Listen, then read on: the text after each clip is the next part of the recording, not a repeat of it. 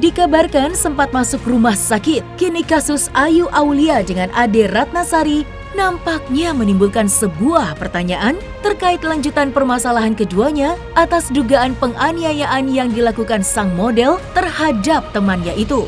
Setelah ditetapkan menjadi tersangka, Ayu Aulia yang diketahui sempat mendapatkan penangguhan pemeriksaan lantaran sakit, kemarin justru terlihat mendatangi Polres Jakarta Selatan dengan tujuan yang berbeda. Seharusnya menjalani pemeriksaan sebagai tersangka, Ayu Aulia yang ditemani oleh Sunan Kalijaga justru datang guna menanyakan update perihal laporannya terhadap Ade Ratnasari. Dan mengenai hal tersebut, seperti inilah penjabaran yang diungkapkan Sunan Kalijaga terkait kasus yang dialami oleh sang klien. Ya, tadi kedatangan saya bersama Ayu itu untuk dalam rangka mau mengupdate ya, atau menanyakan proses perkembangan dari laporan Ayu terhadap saudari A, yang dimana mengingat juga proses hukumnya tetap berjalan, sehingga hari ini saya ingin mengetahui perkembangannya. Sudah sejauh mana, apakah sudah ditetapkan sebagai tersangka atau belum. Masih dalam proses, karena memang harus melalui proses gelar perkara ya. Berdasarkan hasil dari penyidikan, secara hukum itu memenuhi unsur ya, dengan pelanggaran dugaan pidana yang diperbuat oleh saudari A. Seperti biasa aja tentang ini pencemaran nama baik ya, 310, 311 KUHP dan Undang-Undang ITE pasal 27. Ya. Ada kemungkinan Ayu bertahan? Saya no comment dulu karena saya nggak mau mendahului segala sesuatunya. Itu yang pasti dari pihak kami selaku tim kuasa hukum tadi menyampaikan bahwa kami memohon supaya klien kami tidak diberlakukan penahanan karena alasan kesehatan, dan rekam medisnya semua jelas ya, bisa dikonfirmasi kepada dokter dan rumah sakit yang bersangkutan. Apapun pihak penyidik bilang ya, kalau memang itu harus aku jalanin ya aku jalanin gitu, karena kan berani berbuat berani bertanggung jawab dong, seperti beliau juga berani berbuat ya berani bertanggung jawab gitu kan. Aku juga ada laporan ya masih berjalan.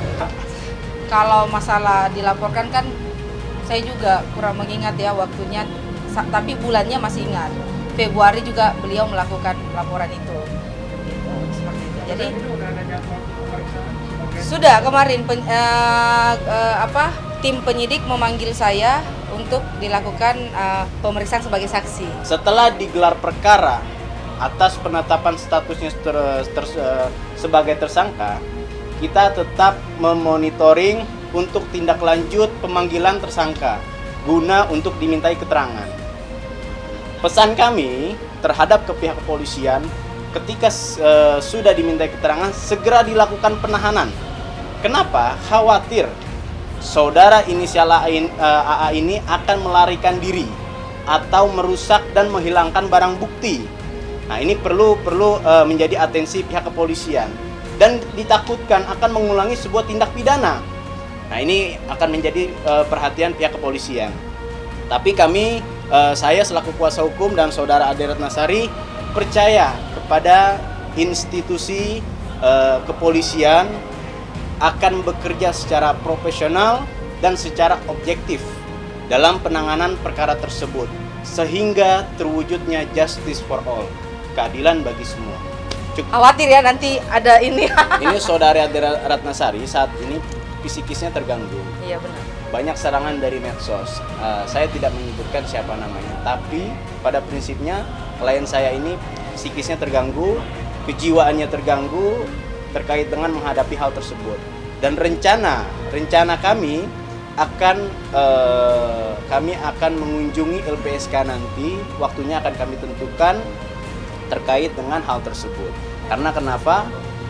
Klien kami ini sudah sangat kalau kita bilang orang terganggu kan, jadi mau baik kegiatan pekerjaan dan lain-lain itu kan nggak konsen jadinya.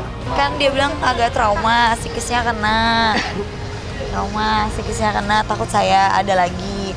Masa sih saya mau mengulang kejadian yang sama, kan nggak mungkin ya. Itu aja udah membuat saya trauma sepertinya. Yang harusnya trauma kan saya tersangkanya. Kenapa dia yang psikisnya kan harusnya saya ya? Bingung nggak sih? Gitu aja sih, aku cuman meluruskan aja di sini, janganlah playing victim, janganlah kamu menjadi kayak kamu ketakutan, takut nanti loncat, takut ini. Ya kalau dia didiagnosis dokter kamu memang ada mental illness, ya aku turut berduka gitu kan, ya berbelasungkawa, ya semoga cepat sembuh. Itu aja sih. Ditetapkannya Ayu Aulia menjadi tersangka atas kasus penganiayaan dirinya terhadap Ade Ratnasari hingga sampai saat ini nampaknya masih terus berlanjut usai pihak Ayu Aulia yang justru melaporkan balik sang korban. Namun, dengan adanya laporan yang dilakukan Ayu Aulia terhadap dirinya, pihak Ade Ratnasari selaku teman dari Ayu mengaku masih membuka pintu damai walau sempat ditolak oleh yang bersangkutan. Lantas, apa langkah selanjutnya yang akan dilakukan oleh kedua belah pihak? Kalau bicara damai, itu nanti... Kemarin kita udah ditolak duluan loh. Oh gitu. Udah ditolak, belum mengajukan ini. Kalau bicara damai, kami terbuka pintu untuk melakukan restoratif justice ya, pendekatan, perdamaian semuanya. Tapi yang tadi disampaikan oleh saudara Ade Ratnasari katanya ditolak, betul itu ditolak? Belum, saya tidak pernah mengatakan mau berdamai, tapi udah ditolak duluan. Tapi udah tolak duluan tuh. Yang tersangka siapa, yang ditolak damai siapa? Gitu. Ya, saya tadi bicara sama orang tuanya, ya artinya ya besar harapan daripada ibundanya untuk supaya semua bisa cepat selesai dengan baik gitu ya. Namun demikian saya bilang karena ini masih dalam rangka proses hukum, ya mohon sabar, mohon diikuti segala sesuatunya supaya ya bisa terang benderang, dan nanti setelah sudah lihat sama-sama, mungkin kalau sudah sama-sama tersangka nanti ke depan mau seperti apa baru bisa duduk bicara mungkin ya. Karena pertimbangannya adalah ketika sudah sama-sama tersangka, kalau tidak ada perdamaian, artinya dua-duanya harus mengikuti proses hukum yang lebih lanjut lagi, yaitu masuk ke proses persidangan dengan dakwaan. Tapi ada kemungkinan. Aku menyikapinya ya ini jadi pelajaran hidup buat aku ya. Hati-hati pilih teman. Gak mau banyak ngomong sih sebenarnya ya. Hati-hati pilih teman. Ya, maksudnya ini kan sebenarnya hal kecil dan ada sebab dan akibat gitu. Sarannya harus menjaga pertemanan ya.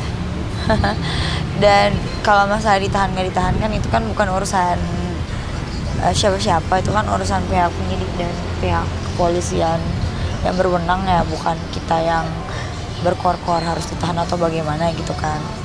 Apalagi mantan temen kan gitu. Terus kedua, dia juga tahu kan aku sakit, terus kalau dia bilang untuk contoh yang baik, apakah dia sudah menjadi contoh yang baik apa belum?